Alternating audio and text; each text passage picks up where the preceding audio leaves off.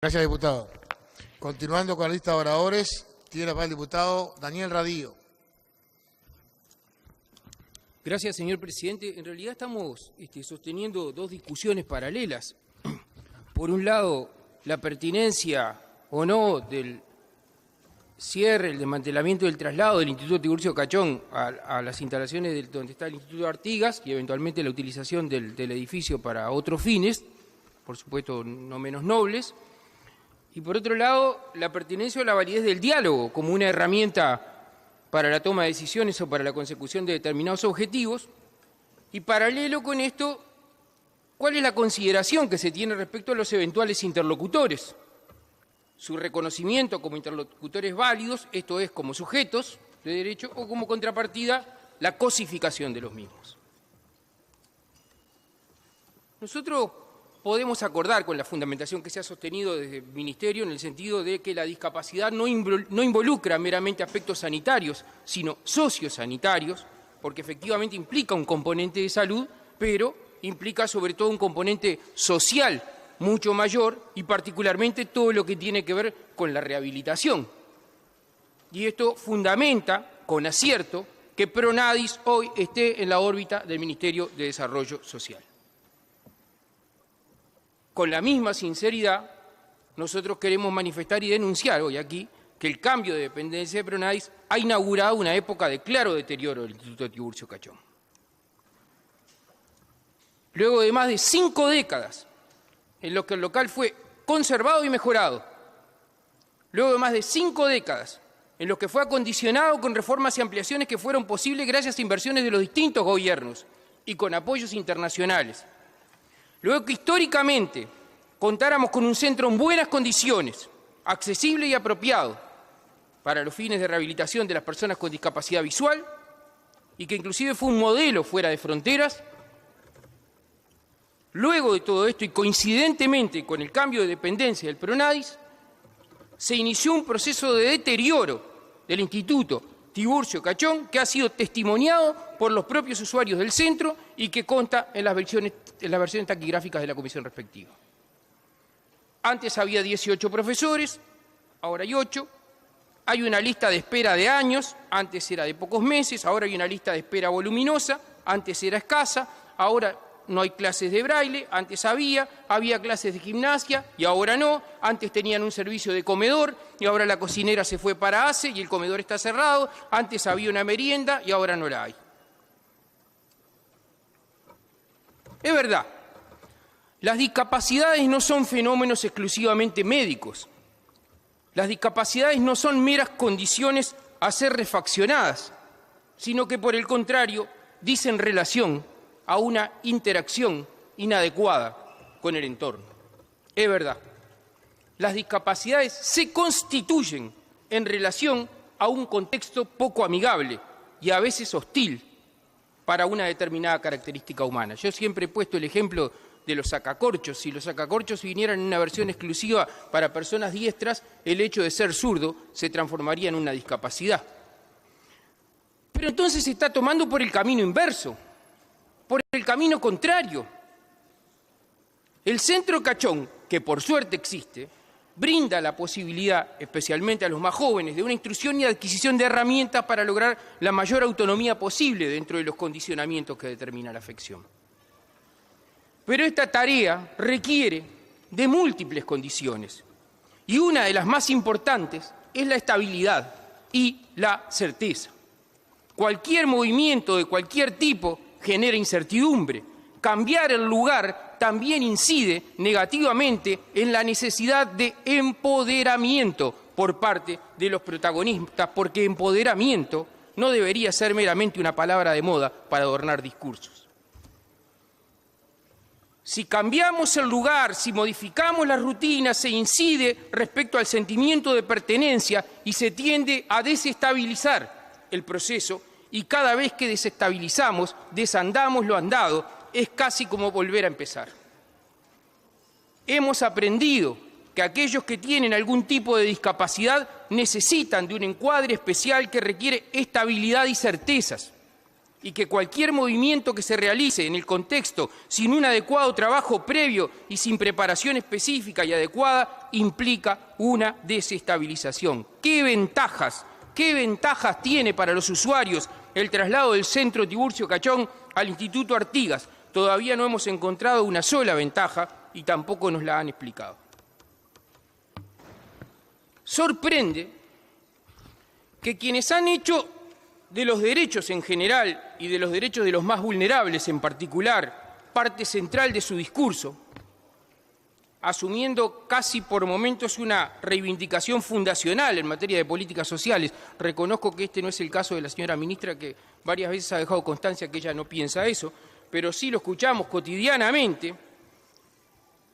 Un relato que, entre paréntesis, nuestra historia porfiadamente se empeña en desmentir desde que Uruguay no solamente ha sido el país de América Latina que históricamente ha distribuido mejor el ingreso, sino que además muchas veces ha sido un pionero en el reconocimiento de múltiples derechos y en el establecimiento de algunas políticas sociales que también históricamente han traído aparejado no meramente una redistribución del ingreso, sino que han atacado aspectos superestructurales y que han procurado una realidad inclusiva de la que tanto nos enorgullecíamos en otros tiempos, sin fracturas culturales ostensibles entre los distintos estratos socioeconómicos. Una realidad que caracterizó al Uruguay de otros tiempos y que hoy deberíamos echar de menos, en lugar de pasarnos de autoelogio en autoelogio, mostrando números que en el fondo esconden letras, toda vez que sigamos empeñados en tratar a las personas como si fueran depositarios de nuestra luminosidad ideológica.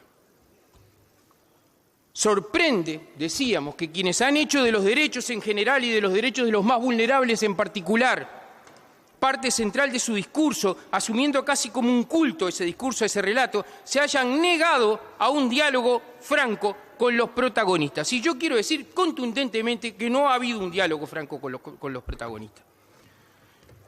¿Y por qué digo esto? Porque uno puede leer de cabo a rabo las versiones taquigráficas de la comisión que entendió del asunto, y lo que ha habido permanentemente es una demanda de diálogo de parte de quienes debieran ser los interlocutores. Es más, cuando la Comisión de Derechos Humanos de esta Cámara se constituyó como mesa de diálogo, una de las legisladoras del Frente Amplio integrante de la comisión decía: este diálogo tenía que haber llegado mucho antes, y estamos hablando de hace pocas semanas. Un legislador del Frente Amplio, no integrante de la comisión, decía que cuando fue a intentar el diálogo había tenido poca suerte y lo habían destratado. Entonces, lo que tenemos que cuestionar no es qué es lo que entendemos por diálogo. Y a propósito, si yo creo que estoy dialogando, pero mis interlocutores no se enteran, como dice ese comentarista deportivo, hay que avisarles, Januzzi. Con un saludo, Enrique.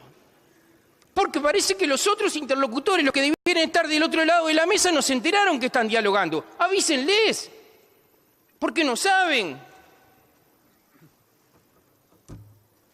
Porque un diálogo franco hubiera de verdad implicado asumirlos como protagonistas, para evitar reducirlos al mero rol de beneficiarios que viene siendo tan característica de la nueva manera de encarar las políticas sociales.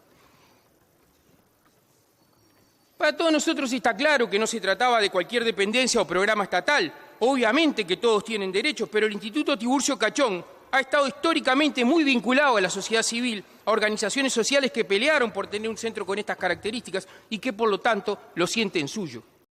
Sin embargo, yo me imagino que si se hubiera tratado, por ejemplo, de un sector cualquiera, más poderoso de nuestra sociedad, o lo que es peor aún, más afín con los parámetros culturales del accionar habitual de aquellas organizaciones sociales que muchas veces funcionan como correas de transmisión de algunas fuerzas políticas, la actitud probablemente hubiera sido de diálogo.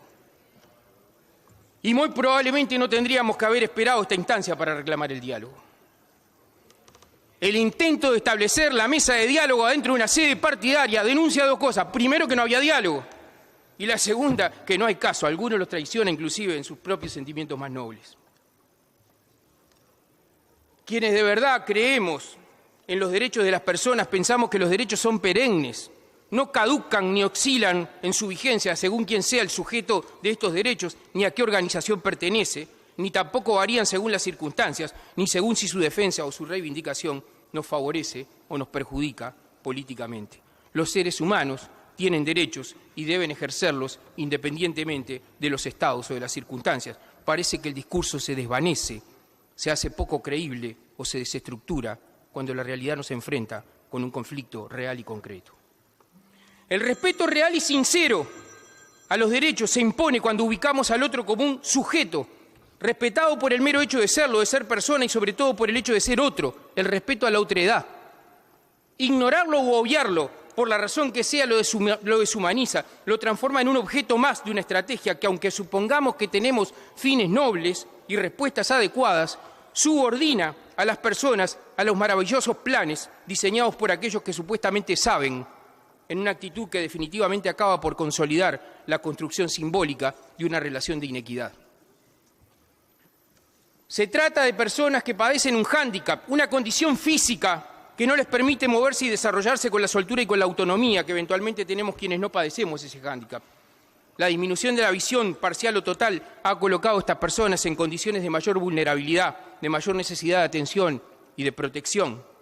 Un ciego adulto que ha tenido la posibilidad de pasar por un proceso de reaprendizaje para moverse seguramente tendrá más herramientas para manejarse autónomamente, aunque yo creo, y tal vez ellos me puedan desmentir, que improbablemente lo hagan con la soltura y con la seguridad que lo harían si no padecieran la afección.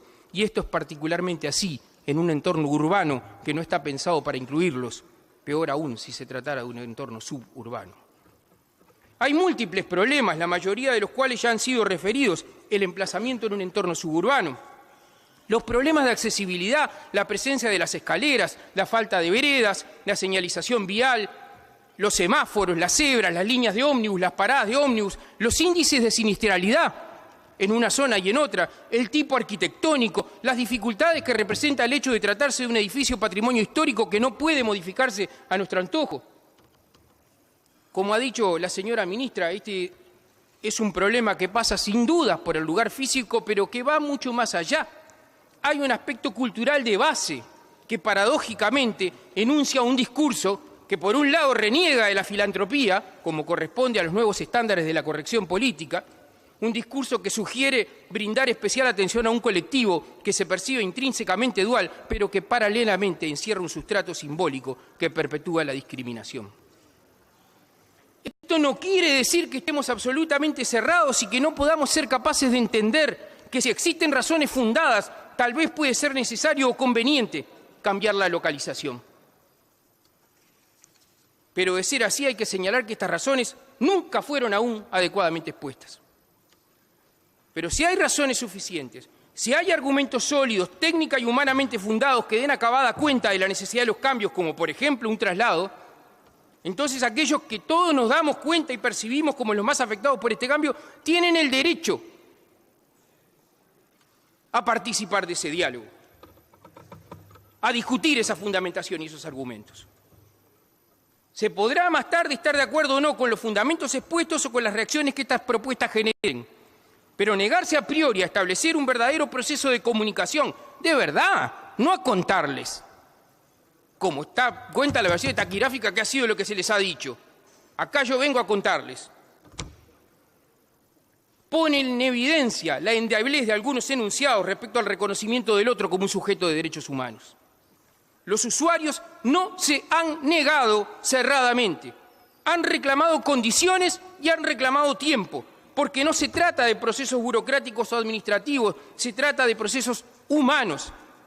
Alguna vez advertiremos la necesidad en serio de cambiar, antes que nada, los enfoques, las maneras como nos paramos ante los problemas. Las políticas públicas, señor presidente, deben mutar de una lógica basada en las necesidades de las instituciones, a la necesaria adecuación a las necesidades y a las particularidades de aquellos a los que está dirigida su acción.